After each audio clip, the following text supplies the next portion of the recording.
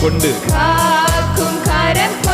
மார்பில் சேர்த்தனைத்த அன்பை என்றும் காக்கும் கரம் கொண்டு மார்பில் சேர்ந்து மார்பில் சேர்த்தனைத்த அன்பை என்றும் பாடுவேன். இயேசு என்னும் நாமமே நாமமே என் ஆத்துமாவின் கீதமே கீதமே என் இயேசுவை நான் என்றும் ஏற்றி மகிழ்ந்திடுவேன். என் இயேசுவை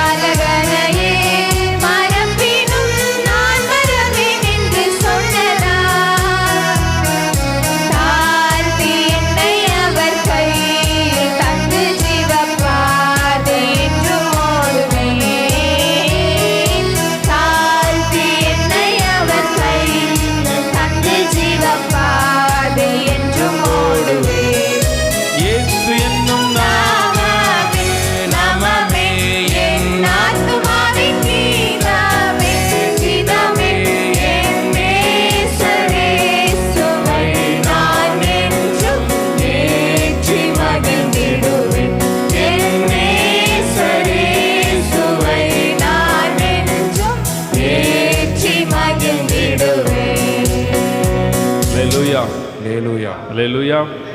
சரி, அடுத்த பாடலை பாடுவதற்கு முன்பதாக 122வது பாடல், 122வது சங்கீதத்தை நீங்கள் எடுத்துக்கொள்ளுங்க எல்லாரும். 122வது சங்கீதம்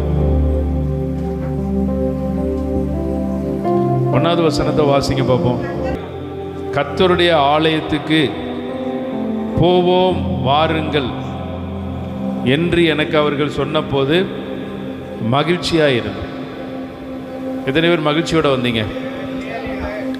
ஐயோ இன்னைக்கு ஞாயிற்றுக்கிழமை கண்டிப்பாக போயே ஆகணும், இல்லைன்னா ஃபோன் பண்ணி கேட்பாங்க, பாஸ்டர் கேட்பார், பாஸ்டர் அம்மா கேட்பாரா அப்படின்னு சொன்னவங்க, அப்படின்னு நினைக்கிறவங்க சரி யாரும் இல்லை. கர்த்தர் ஆசீர்வதிப்பார். நீங்கள் எல்லாரும் மகிழ்ச்சியோடு வந்திருக்கிறீங்க. நீங்கள் அப்படியா? சரி, அதனால் சன்னி பிரதர் உண்மையை சொன்னார். அதனால் சன்னி பிரதருக்காக ஒரு மலையாள பாட்டு பாடணும்னு எனக்கு ரொம்ப ஆசை. அல்லேலூயா. அதனால் எத்தனை பேர் சந்தோஷமாக இருக்கிறீங்க? அல்லேலூயா. சந்தோஷமாக இருக்கிறவங்கெல்லாம் நல்ல சத்தமாக சொல்லுங்கள். ஆமாம், இல்லைங்க நான் கொஞ்சம் சங்கடமாக தான் இருக்கேன், கொஞ்சம் சங்கடங்கள் எங்களுக்கு இருக்குது அப்படின்னு சொல்கிறவங்களும் அப்படியே நீங்கள் கை தூக்கி ஒரு அலையிலே சொல்லுங்கள் பார்ப்போம். சங்கடமாக இருக்கீங்களோ? சரி, உங்கள் சங்கடம் எல்லாம் மாறி போகும், சங்கடம் எல்லாம் மறைஞ்சு. அதனால் வந்து பார்த்தீங்கன்னா எங்கள் வீட்டில் நான் இப்போ அநேகம் பிற மொழி பாட்டு தான் ரொம்ப கேட்டுக்கிட்டு இருக்கேன். மலையாள பாட்டு, தெலுங்கு பாட்டு, ஹிந்தி பாட்டு, இப்படி தான் நிறைய கேட்டுக்கிட்டே இருக்கிறேன். அப்போது கடந்த நாளில் ஒரு மலையாள பாட்டு எனக்கு ரொம்ப பிடிச்சி போச்சு. அதில் எனக்கு கொஞ்சம் தான் பாட முடியும். நீங்கள் தான் எனக்கு சேர்ந்து பாடி சப்போர்ட் பண்ணணும். நல்லா இருந்துச்சு அந்த பாட்டு கேட்கும்போதே ரொம்ப அருமையாக இருந்துச்சு. அந்த பாட்டு வந்து உங்களுக்கெல்லாம் புரிகிற மாதிரி மெத்தடில் தான் அது இருக்குது. நீங்களும் அது டிஸ்பிளேயில் வந்துடும் சரியா? என் சங்கடங்கள் சகலமும் சொல்லுங்க பார்ப்போம், வாசிங்க பார்ப்போம்.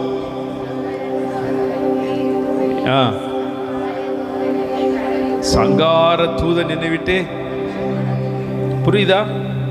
சங்கடங்கள் எல்லாம் சகலமும் தீர்ந்துருமா?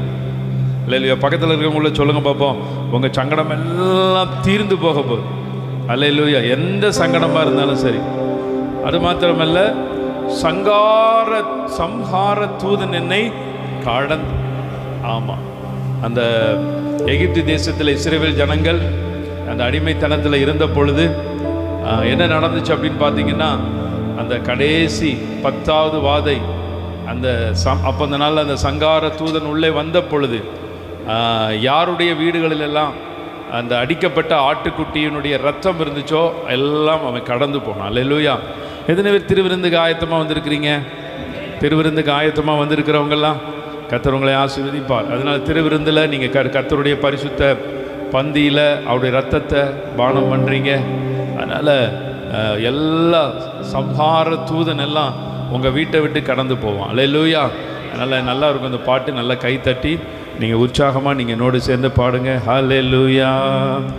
என் சங்கடங்கள் சகலமும் தீர்ந்து போய் சம்ஹார தூதன் என்னை கடந்து போய்.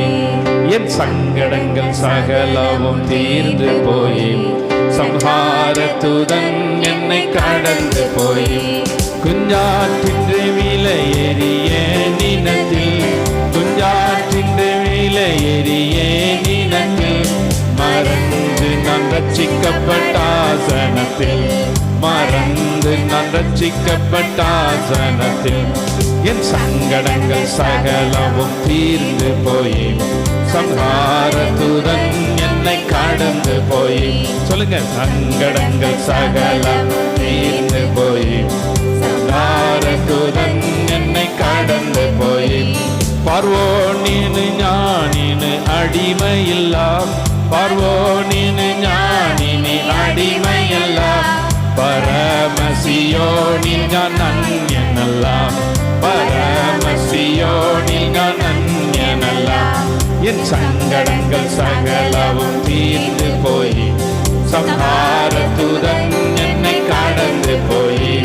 என் சங்கடங்கள் சகலமும் தீர்ந்து போய் சம்ஹார தூதன் என்னை கடந்து போய்.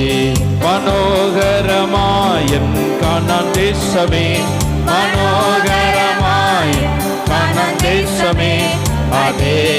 எனக்களியாதோர் அவகாசமே, அதே எனக்களியாதோர் அவகாசமே.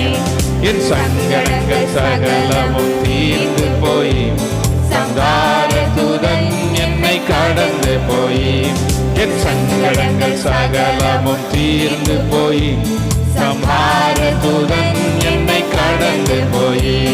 ஆனந்தமே பரமானந்தமே, ஆனந்தமே பரமானந்தமே, காணான் ஜீவிதம் எனக்கு ஆனந்தமே, காணான் ஜீவிதம் எனக்கு ஆனந்தமே. என் சங்கடங்கள் சகலமும் தீர்ந்து போய் சம்ஹார தூதன் என்னை கடந்து போய். என் சங்கடங்கள் சகலமும் தீர்ந்து போய் சம்ஹார தூதன் என்னை கடந்து போய். மனோகரமாய் என் கானான் தேசமே, மனோகரமாய் என் கானான் தேசமே, அதே எனக்களியாதோர் அவகாசமே, அதே எனக்களியாதோர் அவகாசமே. என் சங்கடங்கள் சகலமும் தீர்ந்து போய் சம்ஹார தூதன் என்னை கடந்து போய். ஹல்லேலூயா. இப்போ அந்த முதல் கவியை போடு, அந்த முதல் கவி குஞ்சாட்டின்றே அது போடு. இதுக்கு என்ன அர்த்தம் பிரதர்? இந்த அர்த்தத்துக்கு இதுக்கு என்ன அர்த்தம்? குஞ்சாட்டின்றே விலையேறிய நினத்தில் மறைஞ்சு நான் ரட்சிக்கப்படா தினத்தில்.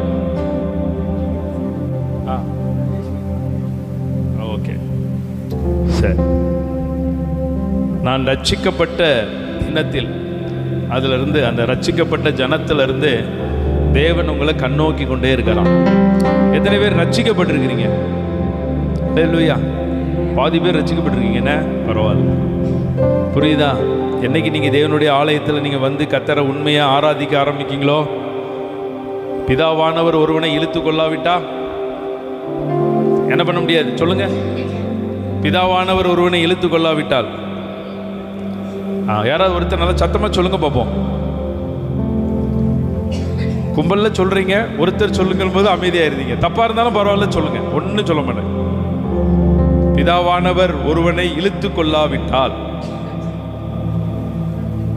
ஒருவனும் அவரிடத்துல வர. அல்லேலூயா. ஓகே. அதனால உங்களை கர்த்தர் தான் இழுத்து கொண்டு வந்திருக்கிறார். நாங்கள் வாட்ஸ்அப்பில் செய்தி போடுறதுனாலையோ, நாங்கள் கூப்பிட்டு சொல்றதுனாலையோ நீங்கள் வரல.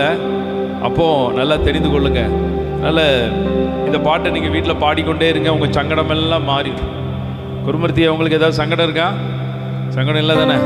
உங்கள் சங்கடமெல்லாம் மறைஞ்சு போகும். அதனால கர்த்தர் நல்லவர். அதனால் மனோகரமாக என் கானான் தேசமே, அது எனக்கொழியா துரகவாசமேன்னு சொல்லி அந்த பாட்டு நல்ல நல்ல வரிகள் எல்லாம் இருக்குது. அதனால் நம்ம மீண்டும் ஒரண்டே முறை நம்ம பாடி நம்ம ஆராதிக்க போகிறோம். நல்லா போடு தம்பி, நல்ல ஃபீட், அருமையான ஃபீட் போட்டு பார்ப்போம். என் சங்கடங்கள் சகலவும் தீர்ந்து போய் சம்ஹார தூதன் என்னை கடந்து போய். நான் உங்களெல்லாம் ஆசீர்வதிக்கிறேன். கடந்த 10 மாதமாக உங்கள் வீட்டில் போராடி கொண்டிருந்த எல்லா அந்நிய வல்லமைகள், எல்லா பொல்லாத தூதர்கள் எல்லாம் இன்னைக்கு உங்களை விட்டு கடந்து போய் உங்களுக்கு உதவி செய்யக்கூடிய பணிவிடை ஆவிகள், நல்ல உதவி செய்யக்கூடிய தூதர்களை கர்த்தர் உங்க வீட்டில் அனுப்ப போகிறார். அல்லேலூயா. என் சங்கடங்கள் சகலவும் தீர்ந்து போய் சம்ஹார தூதன் என்னை கடந்து போய். என் சங்கடங்கள் சகலவும் தீர்ந்து போய் சம்ஹார தூதன் என்னை கடந்து போய். குஞ்சாட்டின்றே விலையேறிய நிலத்தில், குஞ்சாட்டின்றே விலையேறிய நிலத்தில் மரஞ்சனம் ரட்சிக்கப்பட்டார் சனத்தில், மரஞ்சனம் ரட்சிக்கப்பட்டார் சனத்தில். என் சங்கடங்கள் சகலமும் தீர்ந்து போய் சம்ஹார தூதன் என்னை கடந்து போய். என் சங்கடங்கள் சகலமும் தீர்ந்து போய் சம்ஹார தூதன்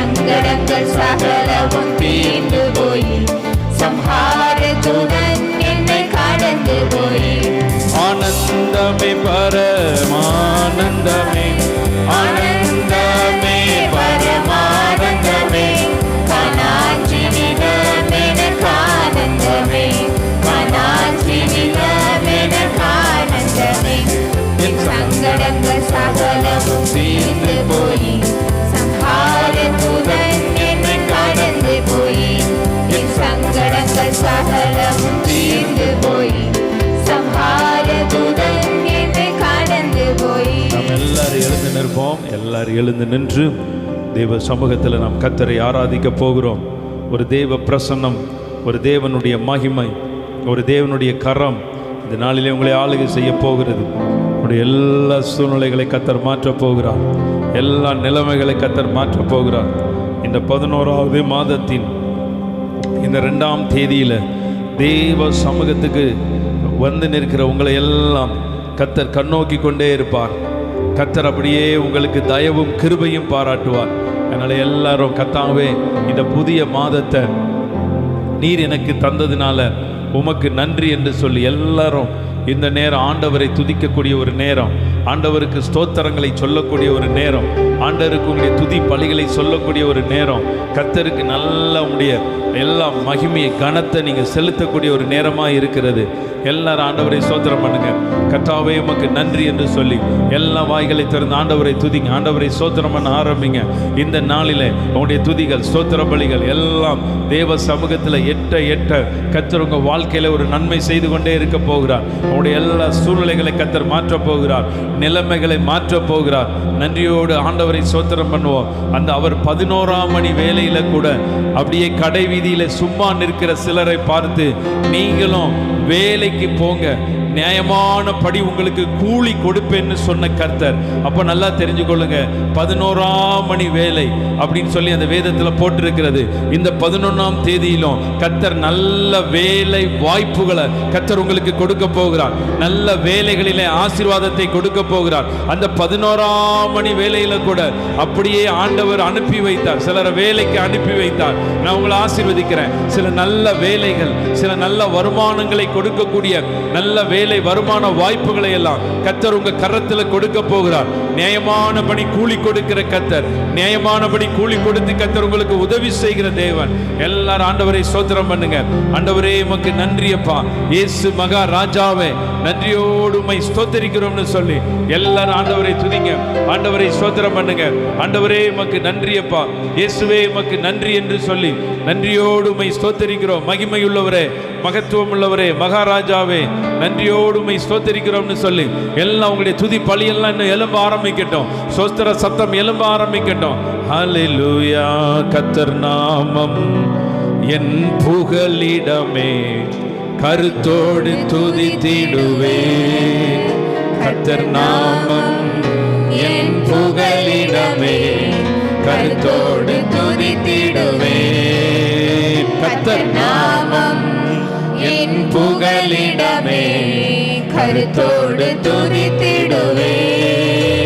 கர்த்தர் நாமம் என் புகலிடமே, கருத்தோடு துதித்திடுவே. யெகோவா ஈரே எல்லாமே பார்த்துக் கொள்வீ. யெகோவா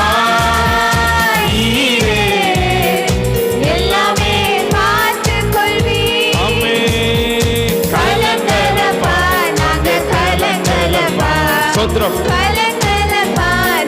கலங்கலப்பா. கர்த்தர் நாமம் என்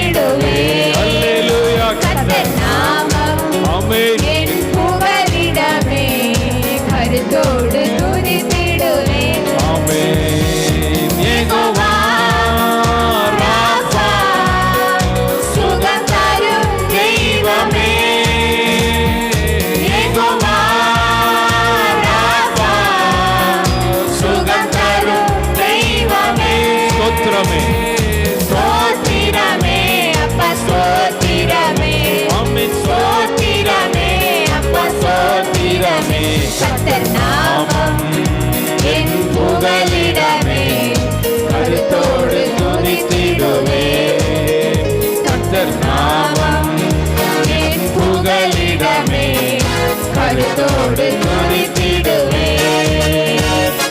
யெகோவா யெகோவா எங்கள் நல்ல மேய்ப்பரே ஆமென் யெகோவா யெகோவா எங்கள் நல்ல மேய்ப்பரே ஸ்தோத்திரமே அப்பா ஸ்தோத்திரமே ஸ்தோத்திரமே அப்பா ஸ்தோத்திரமே கர்த்தர் நாமம் என் புகலிடமே கருத்தோடு துதித்திடுவே அல்லேலூயா கர்த்தர் நாமம் என் புகலிடமே கருத்தோடு துதித்திடுவே யெகோவா சம்மா கூடவே இருக்கிறீர்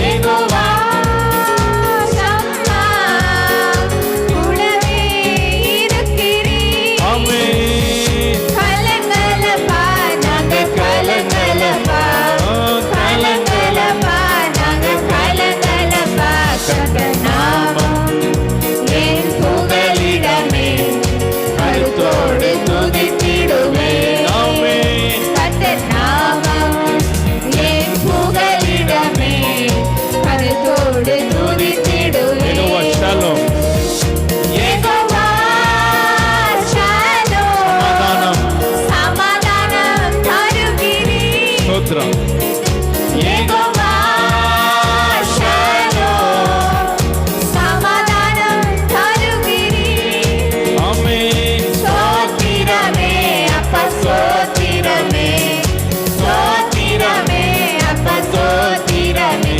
கர்த்தர் நாமம் என் புகலிடமே கருத்தோடு துதித்திடுவே கர்த்தர் நாமம் என் புகலிடமே கருத்தோடு துதித்திடுவே இப்போ இந்த கீபோர்டு மைல்டாக ப்ளே பண்ணப்படும். அப்போ நீங்கள் மட்டும்தான் பாடணும். யெகோவா ஈரே எல்லாமே பார்த்து கொள்வீர். நீங்கள் மனதிலிருந்து பாடும் பொழுது இந்த மாதத்திற்காக கர்த்தர் எல்லாம் பார்த்து கொள்வார். அல்லேலூயா. எத்தனை பேர் விசுவாசிக்கிறீங்க? விசுவாசத்தின் அளவின்படி ஒரு சந்தோஷமா ஒரு அலையிலே சொல்லுங்க. யெகோவா ஈரே எல்லாமே பார்த்து கொள்வார். பக்கத்தில் இருக்கவங்கள பார்த்து சொல்லுங்க, கர்த்தர் உங்களுக்காக எல்லாவற்றையும் பார்த்து கொள்வார். ஆமென். அல்லேலூயா. அடுத்தபடியா யெகோவா நிசியே என்னாலும் வெற்றி தரும். இந்த நவம்பர் மாதம் உங்களுக்கு ஒரு வெற்றியின் மாதம். பக்கத்தில் இருக்கவங்கள பார்த்து சொல்லுங்க, இந்த நவம்பர் மாதம் ஒரு வெற்றியின் ஜெயத்தின் மாதம். அது மாத்திரமல்ல, இன்னும் ஒரே காவியம் எனக்கு ரொம்ப பிடிச்சது. யெகோவா ஷம்மா கூடவே இருக்கு. அல்லேலூயா. உங்க கூடவே இருக்கிறேன்னு சொன்னவங்க கூட இருக்காங்களா? இருக்காங்களா இல்லையா? அல்லேலூயா. ஆனால் கர்த்தர் மாத்திரம் எப்பவும் கூடவே இருப்பார். உங்க கண்ணீர்ல, உங்க கவலையில, உங்க வருத்தத்துல, உங்க துக்கத்துல எல்லாம் அவர் கூடவே இருப்பார். அதனால அப்படியே கைகளை உயர்த்தி நல்ல அருமையா உணர்ந்து நம்ம பாட போறோம். யெகோவா ஈரே எல்லாமே பார்த்து கொள்வி. சூப்பர். இன்னொரு முறை.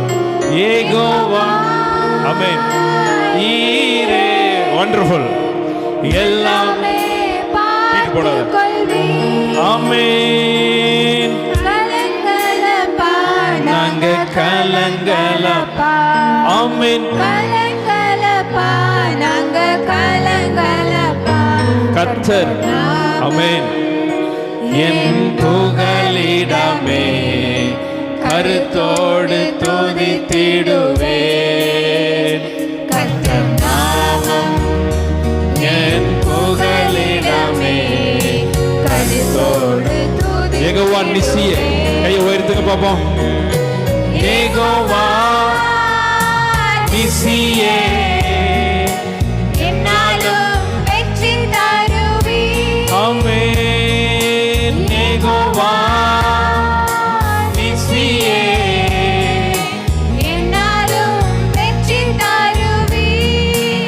ஸ்தோத்திரமே. ஸ்தோத்திரமே அப்பா ஸ்தோத்திரமே ஸ்தோத்திரமே அப்பா ஸ்தோத்திரம் கர்த்தர் நாமம் என் புகலிடமே கருத்தோடு துதித்திடுவே கர்த்தர் நாமம் என் புகலிடமே கருத்தோடு துதி இன்னொரு முறை யெகோவா ஷம்மா. யெகோவா ஷம்மா கூடவே இருக்கிறீர். யெகோவா ஷம்மா கூடவே இருக்கிறீர். கலங்கலப்பா நாங்கள் கலங்கலப்பா கலங்கலப்பா நாங்கள் கலங்கலப்பா. கர்த்தர் நாமம் என் புகலிடமே கருத்தோடு துதித்திடுவே கர்த்தர் நாமம் என் புகலிடமே கருத்தோடு துதித்திடுவே. நம்முடைய முழங்கால் படிடுவோம். தேவ சமூகத்தில் நீங்கள் எல்லாரும் முழங்கால் படியிடுங்க. கர்த்தர் உங்களை ஆசீர்வதிப்பார். உங்களுக்கு மெய்யாகவே நன்மை செய்து உங்களை பெருக பண்ணுவார். நீங்கள் இப்பொழுது இருக்கிறதை பார்க்கிலும் 1000 மடங்கு கர்த்தர் உங்களை பெருக பண்ணுவார். ஒரு அர்ப்பணிப்பின் ஜெபத்தை நீங்கள் எல்லாரும் ஜெபம் பண்ணுங்க. ஆண்டவரே, இந்த நவம்பர் மாதம் 2ஆம் தேதி இந்த முதல் ஞாயிற்றுக்கிழமை பரிசுத்த ஆராதனையில் நாங்கள் உம்முடைய சமூகத்துக்கு வந்திருக்கிறோம். கர்த்தர் நீர் எங்களை கண்ணோக்குங்கன்னு சொல்லி உடைய குறைகள் குற்றங்கள் எல்லாவற்றையும் கர்த்தர் மன்னிக்கும்படியாக, பாவங்களை மன்னிக்கும்படியாக, அக்கிரமங்களை மன்னிக்கும்படியாக, மீறுதல்களை மன்னிக்கும்படியாக நம்ம எல்லாரும் ஆண்டவருடைய சமூகத்தில் ஸ்தோத்திரம் பண்ணுவோமா? ஆண்டவரே உமக்கு நன்றி என்று சொல்லி, கர்த்தாவே என்னுடைய எல்லா குறைகளை மன்னிங்கப்பா, குற்றங்களை மன்னிங்கப்பா, அக்கிரமங்களை மன்னிங்கப்பா, பாவங்களை மன்னிங்கப்பா. கர்த்தர் தாமே உடைய கரத்தின் நிழலினால் எங்களை மூடி மறைத்து கொள்ளுங்கன்னு சொல்லி ஆண்டவரே உடைய சமூகத்தில் நோக்கி நாங்கள் ஜெபிக்கிறோம்.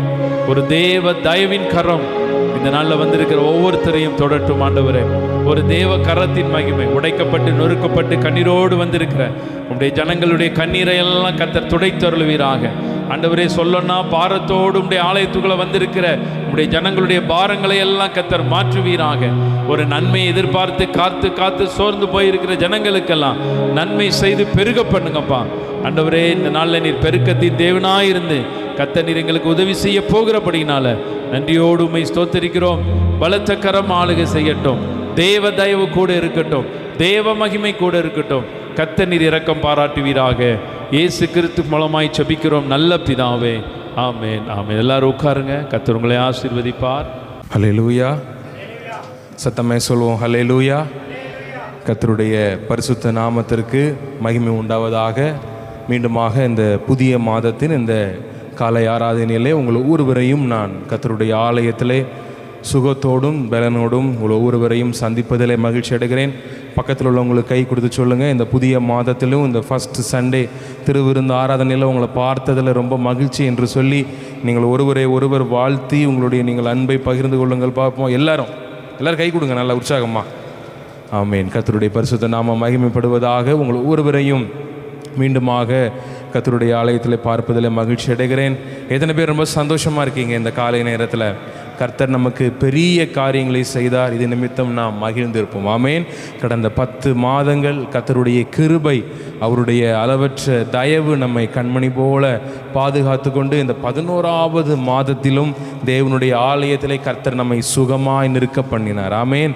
அவருடைய தழும்புகளால் நாம் சுகமானோம். இந்த 11 மாதங்கள் நம்முடைய வாழ்க்கையிலே, நம்முடைய சரீரத்திலே, நம்முடைய குடும்பத்திலே எவ்வளோ விதமான போராட்டங்கள் வழியாக நீங்கள் வந்தாலும் கர்த்தர் சுகபத்திரமாக இந்த 11வது மாதத்தில் 10 மாதங்களை ஃபினிஷ் பண்ணி உங்களை சுகபத்திரமாக அழைத்து கொண்டு வந்தவர் இந்த வருடம் முடியும் வரை உங்களை கண்மணி போல பாதுகாத்து கொள்வார். ஆமேன். நீ உங்களோட வாழ்க்கையில் நீங்கள் அநேக சோர்வுகள், அநேக கவலைகள் வழியாக நீங்கள் வந்திருக்கலாம். ஆனால் இந்த 11வது மாதம் ஒரு ஆசீர்வாதத்தின் மாதமாக நிச்சயமாகவே உங்களுக்கு இருக்கும். ஆமேன். இன்னைக்கும் கடந்த 10 மாதங்கள் எவ்வளோ பெரிய போராட்டங்கள் உங்களை சுற்றி அநேக காரியங்கள் சூழ்ந்திருக்கலாம், அநேக பிரச்சனைகள் சூழ்ந்திருக்கலாம். ஆனால் இந்த 11வது மாதத்தில் ஆண்டவர் பெரிய காரியங்களை நிச்சயமாகவே செய்வார். ஆமேன். கேட்டு கேட்டு நீங்கள் சோர்ந்து போன காரியத்தை ஆண்டவர் தானாகவே நிச்சயமாகவே உங்களுக்கென்று ஒரு வாசலை தேவன் திறக்க அவர் போதுமானவர். ஆமேன். அவர்கள் கர்த்தரை நம்பின ஜனங்களை அவர் ஒருபோதும் கைவிடுகிற தேவன் அல்ல. அவரை நம்பி வந்தவர்களை அவர் ஒரு நாளும் வெட்கப்படுத்துகிற தேவன் அல்ல. மாறாக அவர்களை உயர்த்துவார், அவர்களை மேன்மைப்படுத்துவார். இந்த 11வது மாதம் நிச்சயமாகவே ஆண்டவர் உங்களை மேன்மைப்படுத்தக்கூடிய ஒரு மாதமாக இருக்கும். ஆமேன். நீங்கள் 10 மாதம் வடித்த கண்ணீரை இந்த 11வது மாதத்தில் நிச்சயமாகவே நான் சொல்றேன், ஆனந்த களிப்பாக நிச்சயமாக ஆண்டவர் மாற்றுவார். ஆமேன். கரங்களை தட்டி நம்ம எல்லாரும் கர்த்தரை ஸ்தோத்திரம் பண்ணுவோமா? நம்ம எல்லாரும் கரங்களை தட்டி கர்த்தரை ஸ்தோத்திரம் பண்ணுவோம். கர்த்தருடைய நாமம் பரிசுத்தப்படுவதாக. ஏசாயா 54ஆம் அதிகாரம் 17வது வசனத்தை வாசியுங்க. உனக்கு விரோதமாய் உருவாக்கப்படும் எந்த ஆயுதமும் வாய்க்காதே போகும். ஆமேன். கர்த்தர் சொல்றார், இந்த மாதத்தில் உங்களுக்கு விரோதமாக உருவாக்கப்படும் எந்த ஆயுதமாக இருந்தாலும் அது வாய்க்காதே போகும். பக்கத்தில் கை கொடுத்து சொல்லுங்க, உங்களுக்கு விரோதமாய் உருவாக்கப்படும் எந்த ஆயுதமும் வாய்க்காதே போகும். அடுத்து வாசிங்க, உனக்கு விரோதமாய். ஆமேன். ஆமேன். ஆமேன். ஆமேன். ஆமேன். கரங்களை தட்டி எல்லாரும் கர்த்தரை ஸ்தோத்திரம் பண்ணுவோமா? உனக்கு விரோதமாய் உருவாக்கப்படும் எந்த ஆயுதமும் அது வாய்க்காதே போகும். கடந்த 10 மாதங்கள் உங்களுக்கு விரோதமாக பல ஆயுதங்கள் எழும்பி இருக்கலாம், பல போராட்டங்கள் எழும்பி இருக்கலாம். ஆனால் இந்த 11வது மாதத்திலே அது நிச்சயமாக அது வாய்க்காமே போகும். ஆமே. உங்களுக்கு எதிராக எழும்பும் அந்த நியாய தீர்ப்புகளை நீங்கள் குற்றப்படுத்துகிற அளவுக்கு கர்த்தர் உங்களை ஆசீர்வதிப்பார். எல்லாவற்றையும் மேற்கொள்ளக்கூடிய ஒரு கிருபை, எல்லாவற்றையும் ஜெயம் எடுக்கிற ஒரு கிருபையை இந்த 11வது மாசத்துல கர்த்தர் நிச்சயமாகவே தருவார். ஆமேன். நாம் கரங்களை உயர்த்தி கர்த்தரை ஸ்தோத்திரம் பண்ணுவோமா? எல்லாரும் ஆண்டவரே, எல்லாரும் ஒரு நிமிடம் ஜெபம் பண்ணுங்க. இந்த 10 மாதங்கள் என்னை கண்மணி போல பாதுகாத்தீரே. ஒரு குழந்தை எப்படி 10 மாதம் தாயின் கருவிலே உருவாகுமோ அதே போல ஆண்டவரே 10 மாதங்கள் என்னை கண்மணி போல பாதுகாத்தீரே, அதற்கு நன்றி என்று சொல்லி ஜெபம் பண்ணுங்க. இந்த 11வது மாதத்தில் என்னை அடியெடுத்து வைக்க கிருபைக்காக நன்றி என்று சொல்லுங்க. அவர் இம்மட்டும் தாங்கினார், இம்மட்டும் உதவினார். அவர் இனிமேலும் உங்களை தப்புவிக்க போதுமானவர். இந்த வருடம் முடியும் வரை தேவனுடைய மகத்துவமுள்ள கரம், அவருடைய ஓங்கிய புயம் உங்கள் மீது நிச்சயமாகவே தங்கும். நீங்கள் எல்லாவற்றையும் மேற்கொள்ளக்கூடிய ஒரு கிருபை, எல்லாவற்றிலும் ஜெயம் எடுக்கிற ஒரு கிருபையை தருவார். ஆமென். ஹல்லேலூயா. கர்த்தருடைய பரிசுத்த நாமம் மகிமைப்படுவதாக. பல ஆண்டுகளுக்கு முன்பாக ஒரு மிகப்பெரிய ஒரு செல்வந்தர் குடும்பம் ஒருவர் இருந்தார்கள். அவர்கள் ஒரு நாள் ஒரு கப்பலை அவர்கள் வாடகைக்கு எடுத்து உல்லாச பயணம் போகும்படியாக அவருடைய உறவினர்கள் எல்லாரும் சேர்ந்து அந்த படகிலே அவர்கள் அந்த சந்தோஷமாக அவர்கள் சென்று கொண்டிருந்த பொழுது நல்ல அந்த படகு, அந்த கப்பல், யாட், நீங்களாம் எத்தனை பேர் பார்த்துருக்கீங்க? தனியார் சொகுசு கப்பல் பார்த்துருக்கீங்களா? அதில் சொகுசு ஒரு 4 பேர், ஒரு 10 பேர் போகலாம். அப்படிப்பட்ட ஒரு படகை எடுத்து அவர்கள் பயணமாக போய் கொண்டிருந்தார்கள். எல்லாம் ரொம்ப சந்தோஷமாக போனாங்க. போயிட்டுருக்கும் பொழுது அந்த அம்மாவுக்கு ஒரு பையன், குட்டி பையன், அந்த பையன் அப்படியே அந்த கையை அந்த தண்ணியில் விட்டு அப்படியே அழகாக விளாண்டுட்டு அப்படியே அந்த படகு போகும்போது தண்ணி அப்படியே அடிக்கும் தானே, ஒரே சந்தோஷம். கையை வெளியே விட்டு அப்படியே அந்த தண்ணியை அலசி அப்படியே பார்த்துட்டு சந்தோஷமாக அவர்கள் போய்கொண்டே இருந்தாங்க. எல்லாருக்கும் ஒரே சந்தோஷம். படகு வேகமாக போயிட்டே இருக்குது. அந்த கப்பலை இயக்குகிற அந்த ஓட்டுநர் நல்லா அந்த கப்பலை வேகமாக ஓட்டுன உடனே இவங்களுக்கு ஒரே சந்தோஷம்.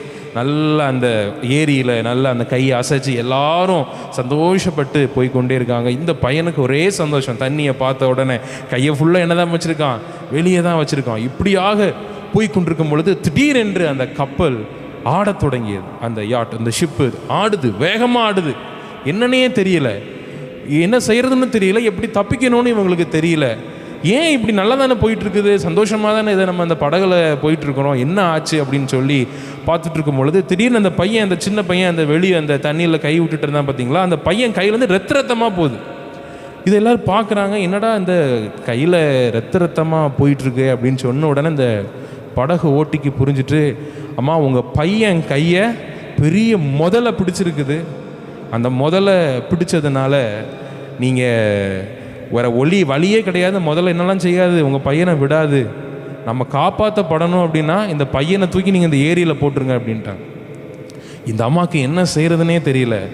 எப்படி பையனை தூக்கி ஏரியில் போட முடியும்? சின்ன பையனாச்சே, ஆசாசையாக வளர்த்த பையனாச்சே, இந்த கையால் சோறு விட்டுனேனே, இந்த கையால் அந்த பையனை குளிப்பாட்டுனேனே, எவ்வளோலாம் கொஞ்சினேன், நான் எப்படி இந்த பையனை தூக்கி இந்த ஏரியில் நான் போட முடியும்னு சொன்ன உடனே அங்கே ஓட்டுநர் சொன்னார், நீங்கள் உங்கள் பையனை தூக்கி உள்ளே போடலை அப்படின்னா அந்த முதல்ல நம்ம அந்த படகையே கவுத்திரும், பெரிய முதல்ல பிடிச்சிருக்குது, அதனால் நீங்கள் போட்டு தான் ஆகணும், இல்லாட்டி நம்ம காப்பாற்றப்பட முடியாது, நம்ம எல்லாரும் இறந்துருவோம் அப்படின்னு சொன்ன உடனே இந்த அம்மாவுக்கு என்ன செய்கிறதுன்னு தெரியல. எந்த கையால் அந்த பையனை வளர்த்தாங்களோ, எந்த கையால் தன்னுடைய பையனுக்கு சோறு கொடுத்தாங்களோ, அதே கையால் அந்த அம்மா அந்த பையனை தூக்கி இந்த ஏரியில் கொண்டு வீசிட்டாங்க. அப்படியே வீசின உடனே படகும் அமைதியாக இருந்தது, கரையில் வந்து சேர்ந்தாங்க. அல்லேலூயா. ஒரு பெற்ற தாய் தன்னுடைய பையனை நாம் காப்பாற்றப்பட வேண்டும் என்று, அநேகர் காப்பாற்றப்பட வேண்டும் என்று, இந்த படகில் இருக்கிற மிச்ச 9 உயிர் ரொம்ப முக்கியம், அதுக்கு ஒரு உயிர் போனாலும் பரவாயில்லன்னு சொல்லி எந்த கையால் தன்னுடைய மகனை வளர்த்தாங்களோ அதே கையால் அந்த ஏரியில் தன்னுடைய அந்த பையனை தூக்கி வீசினாங்க. பரலோகத்தில் இருக்கிற பிதாவும் அப்படிதான். சிலுவை என்கிற அந்த படகு நம்முடைய ஆண்டவருடைய கழுத்தை நெரித்து பிடிக்கும் பொழுது எவ்வளவு கஷ்டமாக இருந்திருக்கும் அவருக்கு. தன்னுடைய ஒரே பெயரான குமாரனை அவர் நமக்காக கொடுத்தார். அதான் ஆண்டவர் சொல்கிறாரு சிலுவையில், இதாவே ஏன் என்னை கைவிட்டீர். அவர் கைவிடப்பட்டார், தன்னுடைய சொந்த தகப்பனால் தூக்கி வீசப்பட்டார். எதற்காக? உங்களுடைய ஊருடைய அக்கிரமங்களுக்காக, உங்களுடைய ஊருடைய பாடுகளுக்காக நீங்கள் காப்பாற்றப்பட வேண்டும் என்று அன்று அவர் தன்னுடைய மகனை அந்த சிலுவை என்கிற அந்த மரணத்துக்கு ஒப்பு கொடுத்தார். அன்று அவர் மரித்ததினால் இன்று நாம் ஜீவனோடு இருக்கிறோம். நாம் ஜீவனோடு இருக்கிறோம் அப்படின்னா கர்த்தர் உயிர் தெழுந்தார். ஆமேன். கரங்களை தட்டி கர்த்தரை ஸ்தோத்திரம் பண்ணுவோமா? அதுதான் கர்த்தருடைய திருவிருந்து, அதுதான் ஆண்டவருடைய இரத்தம், ஆண்டவருடைய சரீரம்.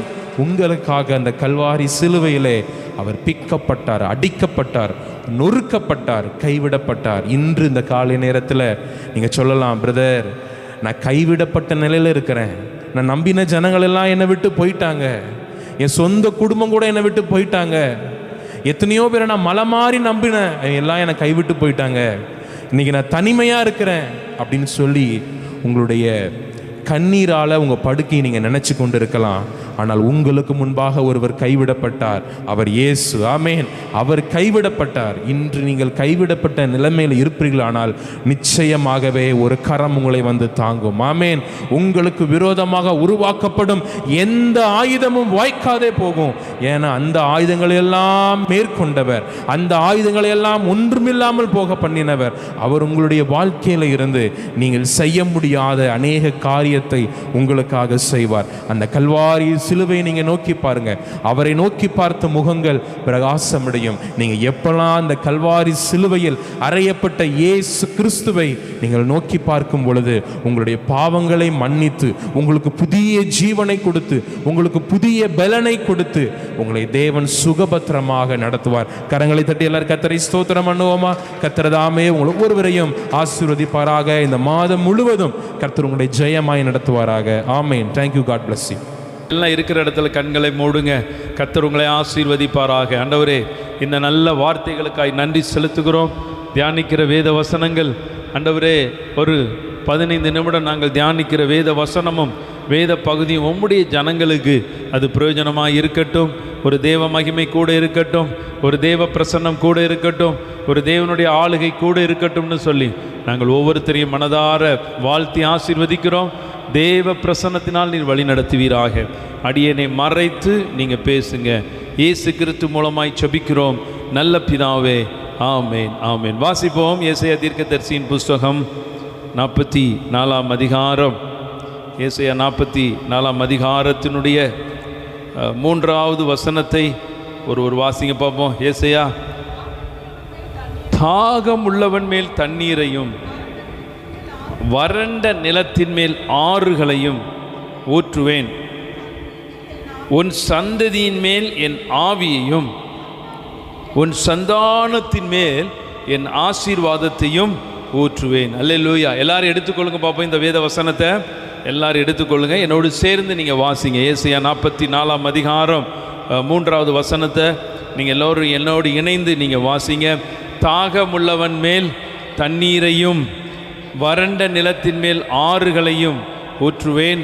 உன் சந்ததியின் மேல் என் ஆவியையும் உன் சந்தானத்தின் மேல் என் ஆசீர்வாதத்தையும் ஊற்றுவேன். எனக்கு அருமையான கர்த்தருடைய ஜனங்களே, இந்த மாதம் உங்களுடைய சந்ததி, உங்களுடைய சந்தானம் ஆசீர்வதிக்கப்படக்கூடிய ஒரு மாதம். அல்லேலூயா.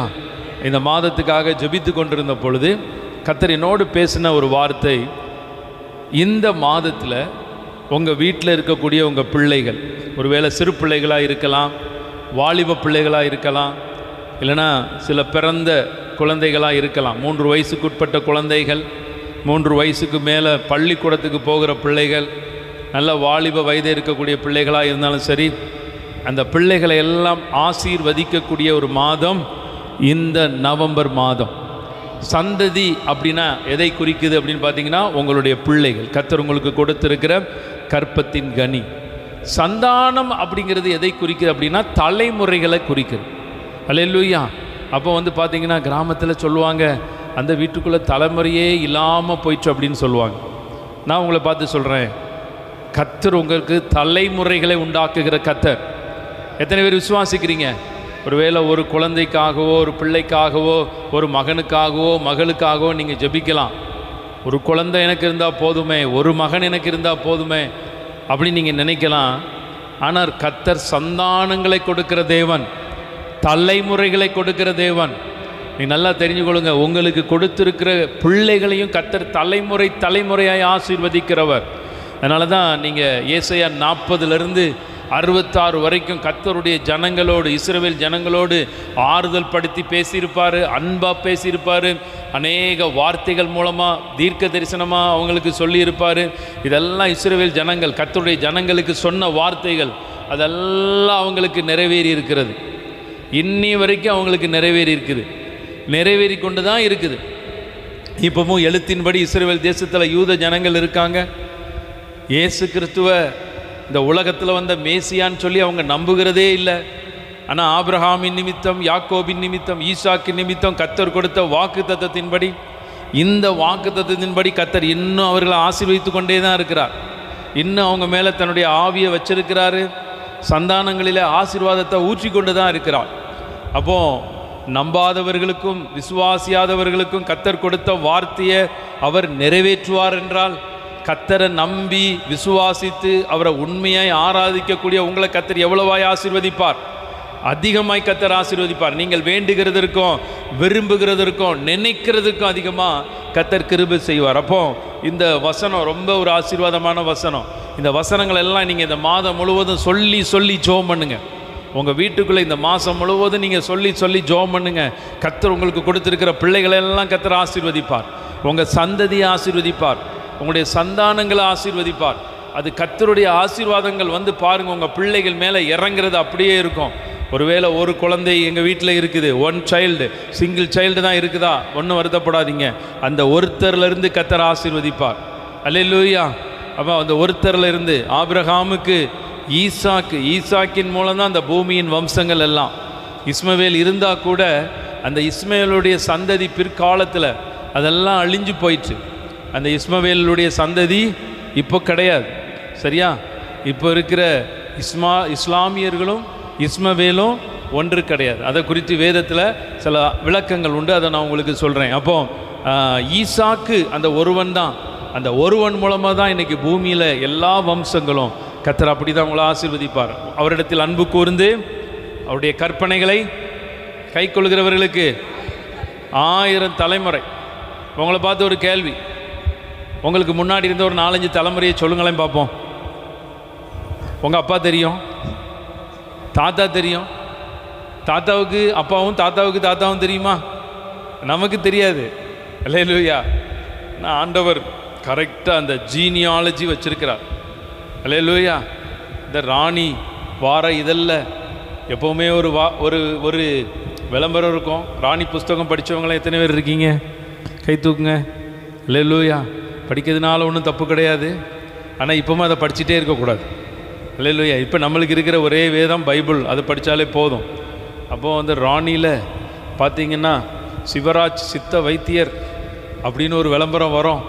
தாத்தா, அப்பா, பாட்டன், முப்பாட்டன்னு சொல்லி வரிசையாக அந்த ஃபோட்டோ இருக்கும். அல்லேலூயா. அந்த சித்த வைத்தியர் கூட எல்லாரையும் நினைவு வச்சிருக்கிறாரு. நம்மளால் என்ன பண்ண முடியல? நினைவு வைக்க முடியலை. ஆனால் கர்த்தர் எல்லாரையும் நினைவு வைத்திருக்கிறார். அல்லேலூயா. வேதத்தில் தெளிவாக வசனம் இருக்குது, வார்த்தை இருக்குது. நீ என்னை மறந்தால் நான் உன்னை மறப்பேன். யாரை மறப்பேன்? ஆமாம், நல்லா தெரிந்து கொள்ளுங்க. நீ என்ன மறந்தால் நான் பிள்ளைகளை மறந்துடுவேன் அப்படின்னு சொல்லுவார். அப்போ நீ என்னை மறக்காமல் என்னை உண்மையாய் ஆராதித்தால் என்ன அர்த்தம்? பிள்ளைகளை ஆசீர்வதிப்பேன்.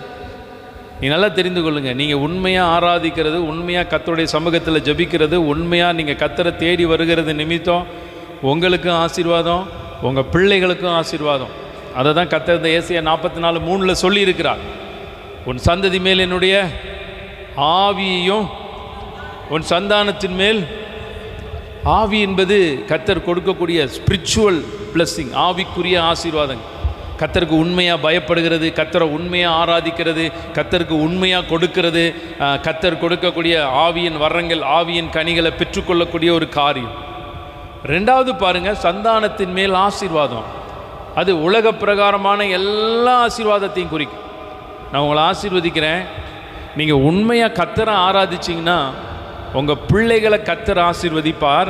ஆவிக்குரிய ஆசீர்வாதங்களினாலும் இந்த உலகத்தின் நன்மைகளினாலும் கர்த்தர் நிரப்புவதற்கு அவர் வல்லமுடையவராக இருக்கிறார். நான் சொல்கிறேன், இந்த இடத்துல வந்து ஆராதிக்கிற எனக்கு அருமையான பெற்றோர்களாக இருக்கிறீங்க, எல்லாரும் பெற்றோர்கள் இருக்கிறீங்க. உங்கள் பிள்ளைகளை கர்த்தர் ஆசீர்வதிப்பார். உங்கள் பிள்ளைகளுடைய பிள்ளைகளை கூட ஆசீர்வதிப்பார். அதை தான் கர்த்தர் பார்க்க வைப்பார். நீங்கள் நல்லா தெரிந்து கொள்ளுங்கள். நீங்கள் பார்க்கணும். யோசேப்பு வந்து நீங்கள் வாசித்து பார்த்தீங்கன்னா அவனுடைய 3ஆம் தலைமுறை பிள்ளைகளை கூட பார்த்தானா. அல்லேலூயா. எத்தனை பேர் 3ஆம் தலைமுறை பிள்ளைகளை பார்த்துருக்கிறீங்க?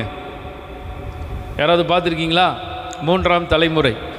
நீங்கள் உங்கள் மகனோ மகளோ, அந்த மகனோ மகளுக்கோ உண்டாகக்கூடிய மகனோ மகளோ, அவங்களுக்கு உண்டாகக்கூடிய மகனோ மகளோ பார்த்துருக்கீங்களா? தேவகுமாரி அம்மா பார்த்துட்டீங்களா? நீங்கள் பார்ப்பீங்க சீக்கிரத்தில். அல்லேலூயா. நான் சொன்ன புரிஞ்சுதா உங்களுக்கு? நீங்கள் 2 தலைமுறை பார்த்துட்டாங்க. கை தட்டுங்க பாப்பா. 2 தலைமுறை. செசிலியாம்மா 2 தலைமுறை. அல்லேலூயா. அவங்கள ஆசீர்வதிங்க. நீங்கள் 3ஆம் தலைமுறையும் பார்க்கணும். விரும்புகிறீங்களா? செசிலியாம்மா, தேவகுமாரி அம்மா, இன்னும் வேறு யார் இருக்கீங்க? அல்லேலூயா. என்ன சொர்ணகாந்தி அம்மா இருக்காங்க, வெண்ணிலா ஜோதி அக்கா. ஆமாம், அவங்க 3ஆம் தலைமுறை.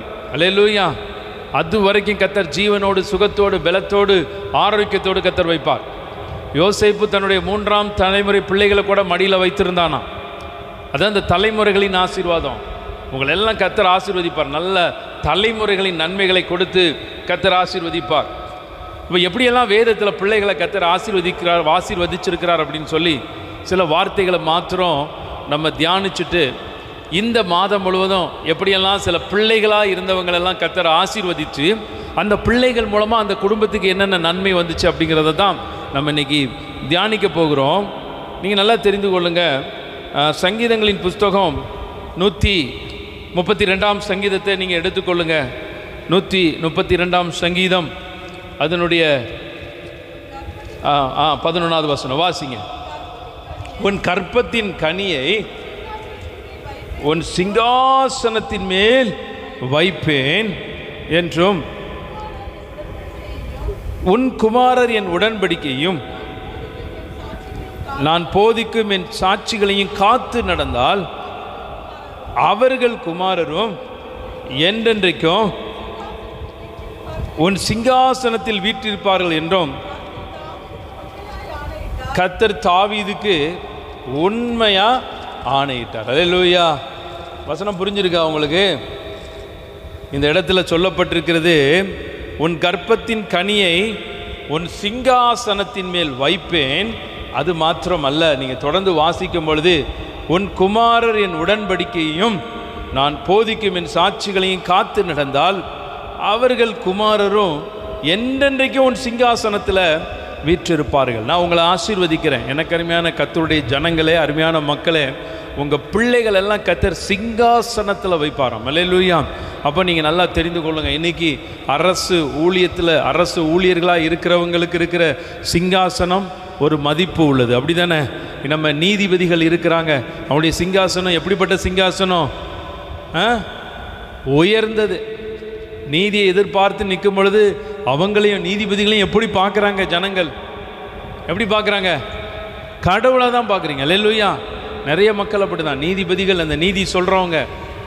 அதனால் அன்றைக்கி அப்படியே பார்த்து கொண்டு இருக்கும்போது அந்த நீதிபதிகள் அந்த நீதிபதி போஸ்ட்டுக்கு வருவதற்கு எழுதக்கூடிய எக்ஸாம் வந்து நீட்டை விட 50 மடங்கு டஃப்பாக இருக்குமா? அல்லேலூயா. நீட் எக்ஸாம் எழுதுகிறாங்க இல்லையா, 12ஆவது படிக்கிறவங்க, அதை விட 50 மடங்கு 60 மடங்கு ரொம்ப டஃப்பாக இருக்குமா. அதில் எக்ஸாம் எழுதுகிறவங்க தான் அந்த நீதிபதி பதவிகளுக்கு வர்றாங்க. அதாவது உயர்ந்த நீதிபதிகள், உச்ச நீதிமன்றம், அந்த மாதிரி பதவிகள் இருக்கிறவங்களுக்கு அப்படிப்பட்ட எக்ஸாம் எல்லாம் இருக்குதுன்னு சொல்லியிருக்காங்க. அப்போது சிங்காசனத்தில் வைக்கிற தேவன் இந்த இடத்துல சொல்லப்பட்டிருக்கிறது, உன் குமாரரும் என்னென்றைக்கும் எப்படி இருக்காங்களாம்? சிங்காசனத்தில் இருப்பாங்க. இந்த வேத வசனம் நிறைவேறியிருக்கா? நிறைவேறியிருக்கா? இந்த வசனம் பார்த்துருக்கீங்களா? உலக மக்களுக்கு நிறைவேறுது, அரசியல்வாதிகளுக்கு நிறைவேறுது தானே. இப்போ முதலமைச்சர் கருணாநிதி அவர்கள் இருந்தாங்க. அதற்கு பிறகு யார் இருக்கா சிங்காசனத்தில்? அருமையான அவருடைய மகனாக இருக்கக்கூடிய இன்றைய முதலமைச்சர் ஸ்டாலின் இருக்கிறாங்க. அடுத்தபடியாக இப்போ உதயநிதி ஸ்டாலின் அவர்கள் விளையாட்டுத்துறை அமைச்சராக இருந்து அவர் எல்லா விதத்திலையும் எப்படி இருக்கிறாரு? ஆக்டிவாக இருக்கிறார். அப்படி உலக மனிதர்களுடைய அந்த பதவிகள் நீடித்து கொண்டே போகுது. இந்தியாவில் எடுத்துக்கொண்டிங்கன்னா ஜவஹர்லால் நேரு அவங்க இருந்தாங்க. அதற்கு பிறகு யார் இருந்தா?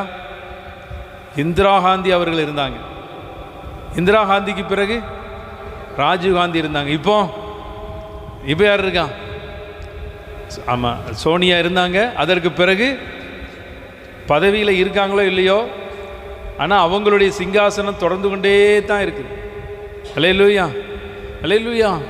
உலக மனிதர்களுக்கு இப்படி சிங்காசனம் தொடருதுன்னா கர்த்தருடைய பிள்ளைகளுக்கு அது நடக்குமா நடக்காதா? அப்போ இதில் வேத வசனம் தெளிவாக போட்டிருக்கிறது, உன் குமாரர் என் உடன்படிக்கையும் நான் போதிக்கும் என் சாட்சிகளையும் காத்து நடக்கணுமா. எத்தனை பேருக்கு உங்கள் பிள்ளைகளுக்கு, சின்ன பிள்ளைகளுக்கு வசனம் சொல்லி கொடுத்துருக்கிறீங்க? வசனம் சொல்லி கொடுத்தவர்கள் நல்லா கை தூக்குங்க. வசனம் சொல்லி கொடுக்குறீங்களா? வசனம் சொல்லி கொடுத்தேன். நீங்கள் உங்கள் பிள்ளைகளுக்கு வசனம் சொல்லி கொடுத்ததே இல்லையா? உங்களுக்கு தான்.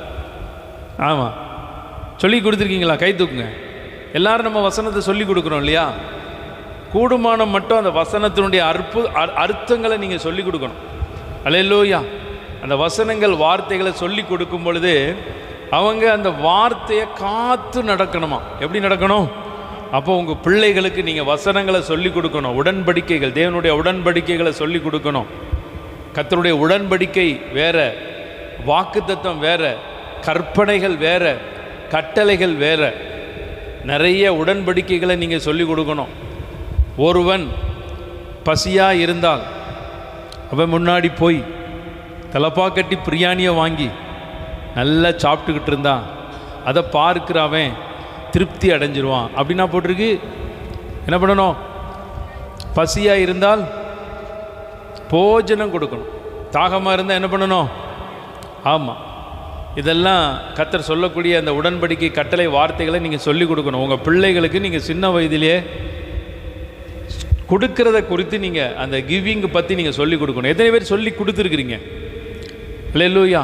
நீங்கள் கொடுங்க. உலக மனிதர்கள் பாட்டு பாடுறாங்க, அதை நம்ம பாடக்கூடாது. தலை காக்கும்னு பாடுறாங்க. என்னது? ஆமாம். அப்போ நீங்கள் நல்லா தெரிந்து கொள்ளுங்கள், கொடுக்கிறத நீங்கள் சொல்லி கொடுக்கணும். ஏழைக்கு இறங்குகிறவன், ஆமாம், அவன் கொடுத்ததை. ஆமாம், நீங்கள் நல்லா தெரிஞ்சுக்கொள்ளுங்க. இன்றைக்கி அப்படி தான் இருக்குது வசனம். கடனை கொடுத்துட்டு திருப்பி வாங்கவே முடியலை. கர்த்தர் கொடுத்தா தான் நம்ம உண்டு. நீங்கள் நல்லா தெரிஞ்சுக்கொள்ளுங்க. நிறைய வார்த்தைகள் வருதுல்ல. நிறைய பேர் சொல்கிறாங்க, இத்தனை கடனை கொடுத்துட்டோம் திருப்பி வரல. யாருக்கு கொடுத்தீங்க? இன்னாருக்கு கொடுத்தேன். நீங்கள் ஏழைக்கு கொடுத்தா கூட உங்களுக்கு திரும்ப வந்திருக்கும். நீங்கள் திருப்பி தருவான்னு நினச்சி கொடுத்தீங்க. நீங்கள் இதுக்கு ஜெபம் பண்ண வேண்டியதான். அப்போ ஏழைக்கு இறங்குகிறவன் கர்த்தருக்கு கடன் கொடுக்குறான். அவன் கொடுத்ததை திருப்பி கர்த்தர் கொடுப்பார். அப்போ நீங்கள் உடன்படிக்கைகள் எல்லாம் நீங்கள் கர்த்தருக்காக நீங்கள் சொல்லி கொடுக்கணும். உங்களுடைய பிள்ளைகளுக்கு ஆண்டவருடைய சத்தியங்கள், வசனங்கள், கற்பனைகள் எல்லாவற்றையும் சொல்லிக் கொடுக்கணும். எல்லாவற்றுக்கும் விளக்கம் இருக்குது. கூடுமான வரைக்கும் உங்கள் பிள்ளைகளை ஞாயிற்றுக்கிழமை கர்த்தருடைய ஆலயத்தில் நீங்கள் உட்கார்றதுக்கு நீங்கள் என்ன பண்ணணும்? பழக்கப்படுத்தணும். எங்களுக்கெல்லாம் சின்ன வயதுலேருந்தே நாங்கள் ஞாயிற்றுக்கிழமை ஆலயத்துக்கு போகலைன்னா அடி விழும். அது ஞாயிற்றுக்கிழமை இரவில் தான் எங்கள் ஊரில் வசனம் சொல்லணும். அதுக்கு ஒரு அடி விழும். அப்போ தான் நாங்கள் அந்த 1982 81 தான் எங்கள் ஊரில் அந்த டிவிலாம் அறிமுகமாச்சு. 81 82. அப்போது எங்களுக்கு ஆரம்பத்தில் நான் 4ஆம் வகுப்பு படிக்கும்போது டிவி வந்துட்டு, 4, 5 படிக்கும் பொழுது டிவி வந்துட்டு ஆச்சரியமாக இருக்கும். அப்போ நாங்கள் பக்கத்தில் இலங்கை அந்த ரூபவாகினி டெலிவிஷன் தான் பார்த்தோம். அதுக்கப்புறம் தூர்தர்ஷன் தொடங்கப்பட்டுச்சு. கொஞ்ச நாளில் ஞாயிற்றுக்கிழமை படம் போடுவாங்க, சினிமா. அப்பா என்ன மகிழ்ச்சி, என்ன சந்தோஷம். கரெக்டாக 5:30 மணிக்கு படம். அது எல்லாம் விளம்பரம்லாம் போட்டுருவான். 7 மணிக்கு கோயிலில் மணி அடிச்சிடுவாங்க. இந்த கோயில் குட்டியார் கொஞ்சம் சீக்கிரம் மணி அடிச்சிட்டாரு, லேட்டாக அடிக்கக்கூடாதுன்னு சொல்லிட்டு அந்த 7 மணிக்கு மணி அடித்து 7:15 தொடங்கி அன்றைக்கி 8:30 தான் முடியும். அநேக படம் வந்து பார்த்திங்கன்னா போய் பார்த்துருவோம். அங்கே சர்ச்சுக்கு போனோன்னா அந்த படம் என்ன ஆச்சுன்னு தெரியும். அதை முழுசாக பார்த்தவங்கிட்ட வந்து கதை கேட்போம். எப்பா இது வரைக்கும் பார்த்தேன், கதையை சொல்லு அப்படின்னு சொல்லிட்டு என்னைக்காவது ஒரு நாளைக்கு இன்ட்ரெஸ்ட் ஆகி படத்தில் உட்காந்துட்டோன்னு வச்சோம்லாம் விழும் பாருங்க அடி. அப்பா மறக்க முடியாத அடியெல்லாம் விழுந்திருக்கு எங்களுக்கு. ஆமாம், அப்போ வந்து பார்த்திங்கன்னா அதெல்லாம் நினச்சி பார்க்குறேன். அப்படி தான் நம்ம அந்த பெற்றோருக்கு பயந்து வசனத்தை சொன்னால் கூட கர்த்தர் ஆசீர்வதிச்சிருக்கிறார். பெற்றோருக்கு பயப்படும், அடி விழுமே அப்படிங்கிறதுக்காக பயப்படுவோம். சில நேரம் இரவு சோறெல்லாம் கிடையாது அப்படிங்க, அப்புறம் லேட்டாக கிடைக்கும். சாப்பாடு கிடையாதுன்னு சாப்பாடு தராமல் எந்த தாய் இருப்பாங்க? சாப்பாடெல்லாம் கொடுத்துருவாங்க, ஆனால் லேட்டாக கிடைக்கும். நமக்கு பயமாக இருக்கும், ஐயோ இன்றைக்கி நைட்டு சாப்பாடு கிடைக்காதோ அப்படின்ட்டு. அல்லேலூயா. அப்போது அந்த வசனங்கள், அந்த சொன்ன வார்த்தைகள் அது இன்றைக்கெல்லாம் ஆசீர்வாதமாக மாறுது. அப்போ நீங்கள் நல்லா தெரிந்து கொள்ளுங்கள். உங்கள் பிள்ளைகள் ஒரு சிங்காசனத்தில் வரணும், ஒரு உயர்வில் வரணும் அப்படின்னா நீங்கள் கர்த்தருடைய வசனங்கள், உடன்படிக்கைகள், வார்த்தைகள் எல்லாம் நீங்கள் சொல்லி கொடுத்து வளர்க்கணும். அதன்படி நீங்கள் நடக்குவதற்கு நீங்கள் என்ன பண்ணணும்?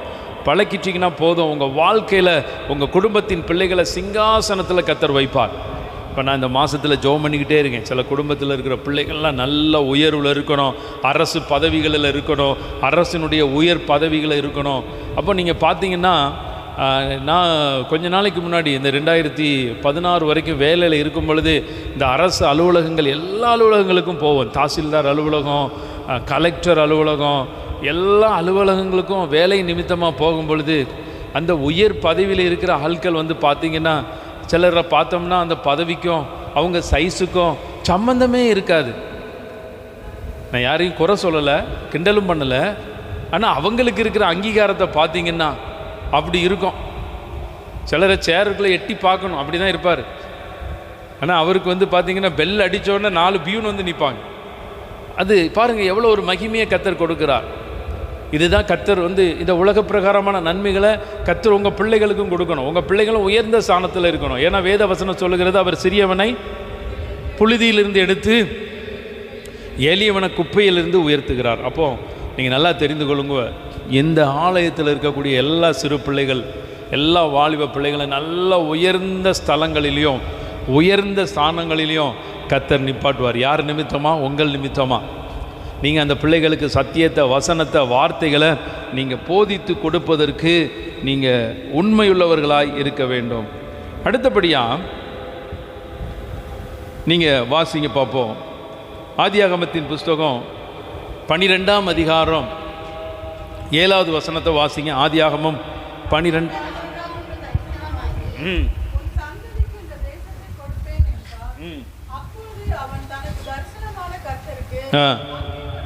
அங்கே ஒரு பலிபீடம் கட்டினார். மீண்டும் ஒரு தடவை வாசிங்க பார்ப்போம். கர்த்தர் ஆபிரகாமுக்கு தரிசனமாகி உன் சந்ததிக்கு, யாருக்கு? உன் சந்ததிக்கு இந்த தேசத்தை கொடுப்பேன். அங்கே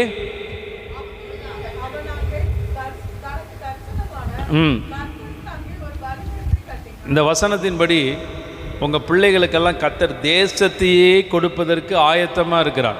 அல்லேலூயா. நீங்கள் வாடகை வீட்டில் கஷ்டப்படலாம், 1 வருடம் 2 வருடம் கழித்து வாடகை வீட்டை மாற்றி கொண்டு இருக்கலாம். நாங்களே வாடகை வீட்டில் கஷ்டப்படுறோம், எங்கள் பிள்ளைகளுக்கு எப்படி தேசத்தை தருவார் அப்படின்னு சொல்லி நீங்கள் நினைக்க வேண்டிய அவசியம் இல்லை. இந்த வார்த்தை வந்த உடனேயே ஆபிரகாம் செஞ்ச காரியம் என்ன? பலிபீடத்தை கட்டினானா. கவனிங்க, கர்த்தருடைய ஆலயத்தை, கர்த்தருடைய சபையை கட்டுகிறவங்களுக்கு கர்த்தர் தேசத்தையே திரும்ப கொடுப்பார். நீங்கள் நல்லா தெரிந்து கொள்ளுங்க. நீங்கள் ஆண்டவருடைய ஆலயத்து காரியத்துக்காக நீங்கள் உதவி செய்கிறது, கொடுக்கறதெல்லாம் நீங்கள் சாதாரணமாக நீங்கள் நினைக்கக்கூடாது. இப்போ நம்ம ஃப்ளெக்ஸ் வைக்கிறதுக்கு அறிவிப்பு சொன்னோம். ஆண்டவர் சொன்னார் பேரை பெருமைப்படுத்துவேன் அப்படின்ட்டு. இன்னும் பாருங்கள், சிலர்கிட்ட கடன்கள் வாங்கி தான் கொடுத்துருக்குறோம். சிலர்லாம் கடன் கொடுத்து உதவி இருக்கிறாங்க. அவங்களுக்கெல்லாம் இந்த ரீபே பண்ணணும். அன்றைக்கி கடைசியாக மாற்று நேரத்தில் ஒரு 1000 ரூபா ஷார்ட்டேஜ், உடனே ஒருத்தங்கிட்ட சொன்னால் அவங்க ஜிபே பண்ணி அந்த பணத்தை கொடுத்தோம் சாயங்காலம் திங்கக்கிழமை. ஆனால் சிலரெல்லாம் பொருத்தனையாக கொடுத்தீங்க, சிலர் பொருத்தனை எடுத்துருக்கிறீங்க. அதேமாதிரி சில பாத்திரங்கள் வாங்கியிருக்கிறோம், கேலண்டர் அடிக்கிறோம். ஆரம்ப காலத்தில் நாங்கள் ஊழியம் எப்படி செஞ்சோம், வெளியில் போவோம், ஊழியங்கள்லேருந்து வர்றதெல்லாம் அப்படியே சேர்த்து எங்களுடைய செலவுகளெல்லாம் சுருக்கி அப்படியே அந்த ஊழியத்தை கஷ்டப்பட்டுதே நடத்துவோம். எப்படி செய்வோம், எப்படி செய்ய போகிறோம் அப்படின்லாம் அந்த கொஸ்டினோடு தான் செஞ்சு முடிப்போம். ஆனால் ஒரு குறிப்பிட்ட நாள் வந்துச்சு, இனி உன்னுடைய ஜனங்கள் கொடுக்கக்கூடிய காணிக்கையில் உன்னுடைய ஊழியத்தை நான் நடத்துவேன். உன்னுடைய ஜனங்கள் கொடுக்கக்கூடிய காணிக்கை அவங்களுக்கு சில நன்மையின் திறவுகோலாக மாறும் அப்படின்னு சொல்லி நீங்கள் இந்த ஊழியமாகிய பலிபீடத்தை நீங்கள் கட்டிக்கிட்டே இருக்கிறீங்க. நீங்கள் கொஞ்சம் கொடுத்தாலும் சரி, அதிகம் கொடுத்தாலும் சரி, உங்கள் திராணிக்கு தக்கபடி கொடுத்தாலும் சரி, திராணிக்கு மிஞ்சி கொடுத்தாலும் சரி, அவங்கள ஆசீர்வதிக்கிறேன். இன்றைக்கி வாடகை வீடுகள், போகிய வீடு, ஏதோ ஒரு சின்ன வீட்டிலேருந்து நீங்கள் கஷ்டப்பட்டு கொண்டு இருக்கலாம். நான் உள்ளத்தின் ஆழத்திலிருந்து நான் மனதார ஆசீர்வதிக்கிறேன். உங்கள் பிள்ளைகளுக்கு அந்த வாடகை வீடு தொடரப்போவது இல்லை. எத்தனை பேர் விசுவாசிக்கிறீங்க?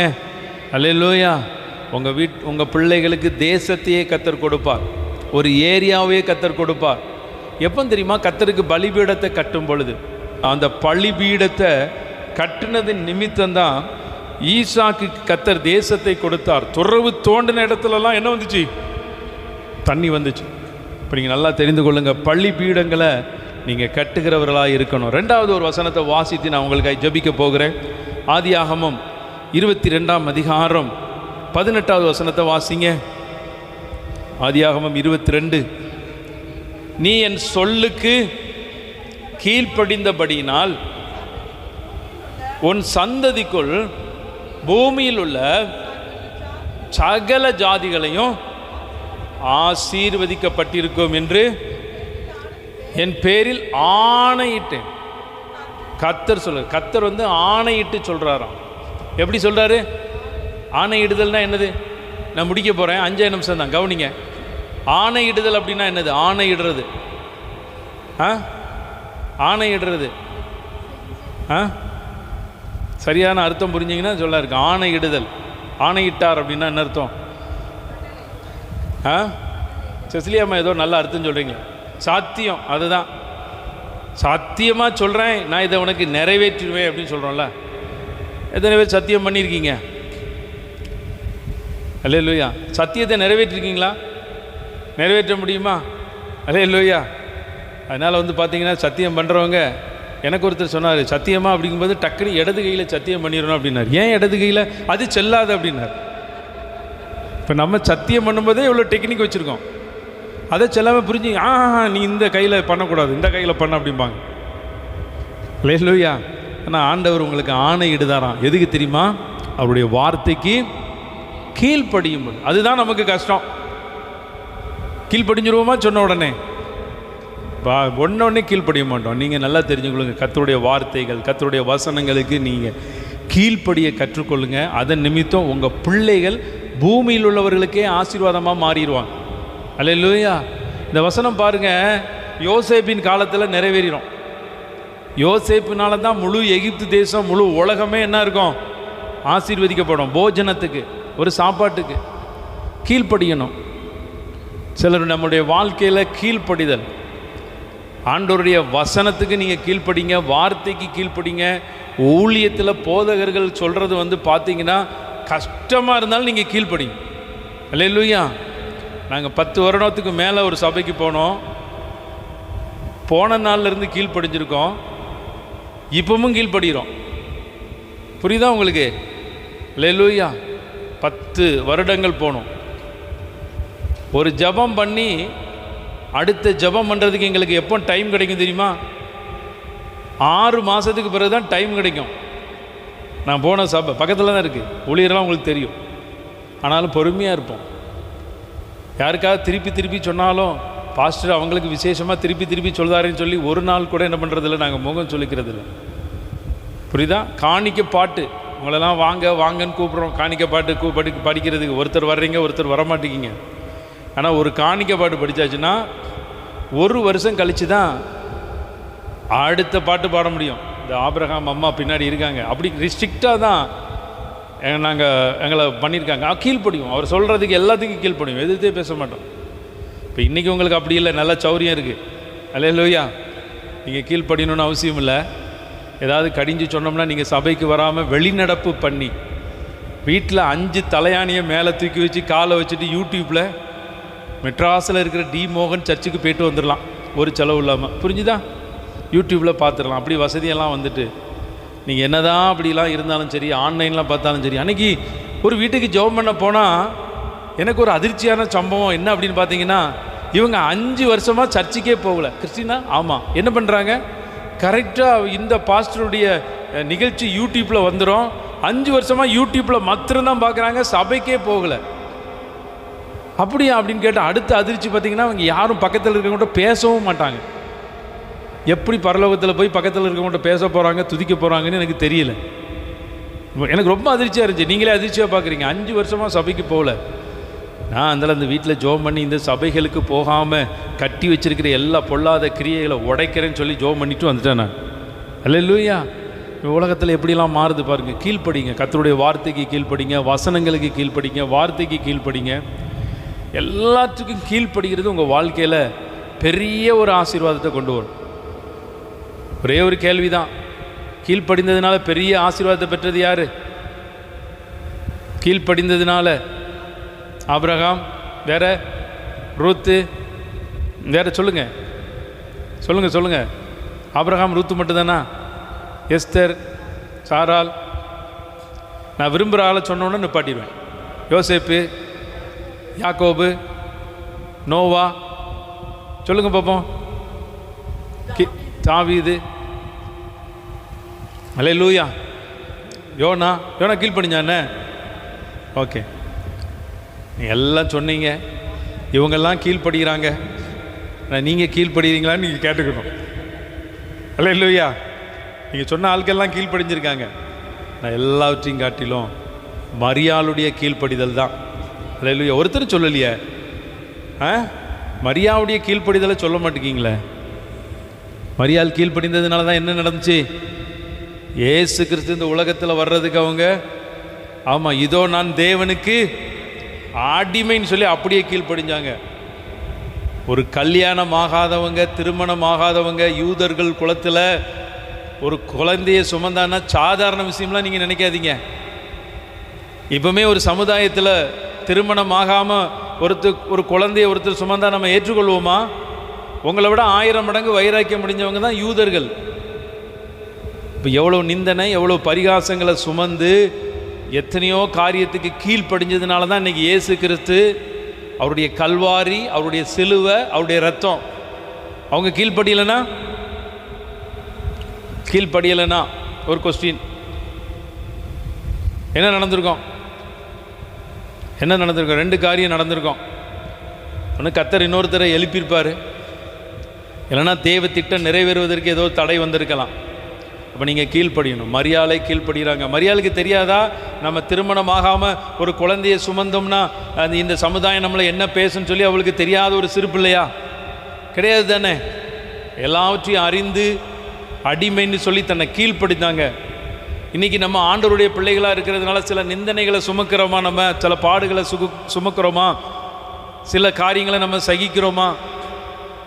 நீங்கள் அதெல்லாம் இல்லை. நம்மகிட்ட சில நிந்தனைகள் சுமக்க மாட்டோம், பாடுகளை சுமக்க மாட்டோம், சில காரியங்களை நீங்கள் சகிச்சு தான் ஆகணும். நீங்கள் கர்த்தருடைய பிள்ளைகள், நீங்கள் நல்லா தெரிந்து கொள்ளுங்கள். ஆண்டவரிடத்தில் நீங்கள் வந்ததுனாலையும் கர்த்தரை ஆராதிக்கிறதுனாலையும் உங்களுக்கு பஞ்சு மத்தையும் அப்படியே மலர் படுக்கையும் மலர் அந்த பாதையும் கிடையாது. சில நேரத்தில் முள் இருக்கும், சில வேதனை இருக்கும், சஞ்சலம் இருக்கும், எல்லாம் தான் இருக்கும். ஆனால் நீங்கள் வசன வார்த்தைக்கு கீழ்ப்படிஞ்சிங்கன்னா பின்னாடி வரக்கூடிய ஆசீர்வாதங்கள் பெருசாக இருக்கும். அதனால தான் ரோப நிருபத்தில் சொல்லுகிறது, இக்காலத்து பாடுகள் இனி வரும் மகிமைக்கு. ஆமாம், அப்படின்னு தான் தெரிந்து கொள்ளுங்கள். அப்போ நீங்கள் சில பாடுகள், சில கஷ்டங்கள் நம்ம எல்லாம் எழுந்து நிற்போம். அப்போ 3 காரியம் நான் உங்களுக்கு சொல்லியிருக்கேன். உங்கள் சந்ததி ஆசீர்வதிக்கப்படணும். முதலாவது, உங்கள் சந்ததிக்கு நல்ல வசனங்கள், வார்த்தைகள் எல்லாம் சொல்லி கொடுத்து நீங்கள் ஜெபிக்க வச்சு அவங்கள பழக்கப்படுத்துங்க. 2வது, நீங்கள் பலிபீடங்களை கட்டுங்க. உங்கள் வாழ்க்கையே இடிஞ்சி கிடக்கக்கூடிய பலிபீடமாக இருக்குது. சிலருடைய ஜப வாழ்க்கையெல்லாம் குறைஞ்சி போயிட்டு, ஆதியில் கொண்ட அன்பெல்லாம் இல்லை. சிலரெல்லாம் ஆலயத்தின் ஆராதனை வர்றது பார்த்திங்கன்னா ஏனோ தானோன்னு இருக்குது. அதேமாரி கொடுக்குற காரியம் எல்லாமே, சில காரியங்கள் எல்லாம் உங்கள் வாழ்க்கையில் அந்த பலிபீடமெல்லாம் இடிஞ்சு கிடக்குது. முதல்ல உங்கள் வாழ்க்கையாகிய பலிபீடத்தை நீங்கள் கட்ட ஆரம்பிச்சிருங்க. உங்கள் பலிபீடம், இழிந்து கிடக்கக்கூடிய பலிபீடத்தை நீங்கள் கட்டுங்க. 2வது, நீங்கள் கீழ்ப்படிய ஆரம்பிங்க. சில கீழ்ப்படிதல் உங்கள் வாழ்க்கையில் இல்லாத ஒரு சூழ்நிலையில் இருக்கிறீங்க. இன்றைக்கி எல்லாம் உங்கள் பிள்ளைகளுக்காக விசேஷமாக ஜெபிக்க போகிறோம். தகப்பனே, உண்மை ஸ்தோத்தரிக்கிறோம், ஸ்தோத்தரிக்கிறோம், ஸ்தோத்தரிக்கிறோம், ஸ்தோத்தரிக்கிறார் ராஜா. என்னை பிரஸ்தாமணியில் எந்த ஸ்தானத்தில் நான் உங்களை ஆசீர்வதிப்பேன் என்று சொன்ன கத்தரப்பா, அந்த நாளில் உங்களுடைய சமூகத்துக்கு நேராக கடந்து வந்து உண்மை உயர்த்தி, ஆண்டவரே அப்பா, நன்றி பலிகளை செலுத்தின ஒவ்வொரு பிள்ளைகளுடைய வாழ்க்கையை நீர் ஆசீர்வதித்து எல்லாவற்றிலும் பிள்ளைகள் வாழ்ந்து செழித்து சுகமாக இருக்க நாங்கள் ஜெபிக்கிறோம் அப்பா. ஒவ்வொரு நாளும் ஆண்டவரை உண்மை நோக்கி பார்க்கிற உங்களை நீர் பிரகாசிக்க செய்கிற தேவன் அப்பா. அந்த நாளில் நம்முடைய ஊழியத்துக்காக விதைக்கிறதான இந்த விதையை இந்த நாளில் கரத்தில் வைத்திருக்காங்கப்பா. அதை 30, 60, 100 அவங்க வாழ்க்கையில் 1000ஆய் அவங்களுடைய வாழ்க்கையில் அப்பா எல்லாவற்றிலும் பிள்ளைகள் சமாதானத்திலையும் சந்தோஷத்திலையும் ஆசீர்வாதத்திலையும் நன்மைகளையும் அற்புத அடையாளங்களில் இன்றைக்கே அவர்கள வாழ்க்கையில் நடைபெறும்படியாக நாங்கள் ஜெபிக்கிறோம். அந்த காணிக்கையை நீர் ஆசீர்வதிப்பதற்காக உமக்கு நாங்கள் நன்றி செலுத்துகிறோம். அந்த நல்ல சிறு பிள்ளைகளுக்காக நாங்கள் ஜெபிக்கிறோம் அப்பா. சிறு பிள்ளைகளுக்கு நல்ல சுகபல ஆரோக்கியத்தை நீங்கள் கொடுங்கப்பா. சிறு பிள்ளைகள் என்னிடத்தில் வருவதற்கு இடம் கொடுங்கள், பரலோக ராஜ்யம் அப்படிப்பட்டது என்று சொன்ன வார்த்தையின்படி ஆண்டவரே, இங்கே வந்திருக்கிற ஒவ்வொரு குட்டி பிள்ளைகளையும் உடைய கரத்தில் நீர் வைத்து பிள்ளைகளை ஆசீர்வதிக்கும்படியாக நாங்கள் ஜெபிக்கிறோம். நல்ல ஞானம், நல்ல கிருபைகள், வரங்கள், வல்லமைகள் சிறு வயதிலிருந்தே உமக்கு பிரியமான வழியில் நடப்பதற்கு ஆண்டவரே, இந்த உலகத்தின் பாவங்களுக்கு பிள்ளைகள் இந்த வாலிப நாட்களுக்குள்ளே வரும்பொழுது அதில் சிக்கி தவித்து விடாதபடி இன்றைக்கே நீர் அப்பா உம்முடைய கல்வாரி இரத்தத்தினாலே முத்திரை போடும்படியாய் நாங்கள் ஜெபிக்கிறோம். நீர் அப்படி செய்வதற்காக நன்றி, நன்றி ராஜா. பெற்றோருக்கும் உமக்கும் அப்பா, உற்றார் உறவினர்களுக்கு, இந்த சமுதாயத்துக்கும் சபைக்கும் பிள்ளைகள் சாட்சியாக எழும்பி பிரகாசிக்க எல்லாவற்றிலும் சிறந்து விளங்க நீங்கள் உதவி செய்யுங்கப்பா. நீர் அப்படியே செய்வதற்காக நன்றி, நன்றி, நன்றி ராஜா. உண்மை துதிக்கிறோம், உண்மை ஸ்தோத்தரிக்கிறோம் ராஜா. இங்கே வந்திருக்கிற சிறியோர், பெரியோர், வாலிபர்கள், முதியவர்கள், பெரியவர்கள் எல்லாரையும் உடைய கரத்தில் தாழ்த்தி தருகிறோம். ஒவ்வொருவரும் நீர் பேர் பெறாய் நீர் ஆசீர்வதிப்பீராக. எல்லா துதி, கன, மகிமையெல்லாம் உமக்கே செலுத்துகிறோம். இயேசு நினையற்ற இன்ப நாமத்தில் ஜெபிக்கிற நல்ல பிதாவே, ஆமேன், ஆமேன். கேட்ட வார்த்தையின்படி உன் சந்ததி மீது என் ஆவியையும் உன் சந்தானத்தின் மீது என் ஆசீர்வாதத்தையும் ஊற்றுவேன்னு சொன்ன கர்த்தர் இந்த வார்த்தையின்படியே வந்திருக்கிற ஒவ்வொருத்தரையும் ஆசீர்வதிப்பீராக. காணிக்கைகள், தசமபாகங்களை கொடுத்த ஒவ்வொருத்தர் மீதும் தயவுள்ள கரத்தை வைங்க. தொடர்ந்து நடைபெற போகிற திருவிருந்து ஆராதனையை கர்த்தர் நீங்கள் மகிமையாய் நடத்தி கொடுக்கும்படியாக இயேசு கிறிஸ்து மூலமாய் ஜெபிக்கிறோம். இந்த நவம்பர் மாதம் முழுவதும் உடைய கரம் ஆளுகை செய்யட்டும். இயேசு கிறிஸ்து மூலமாய் ஜெபிக்கிறோம் நல்ல பிதாவே, ஆமென், ஆமென்.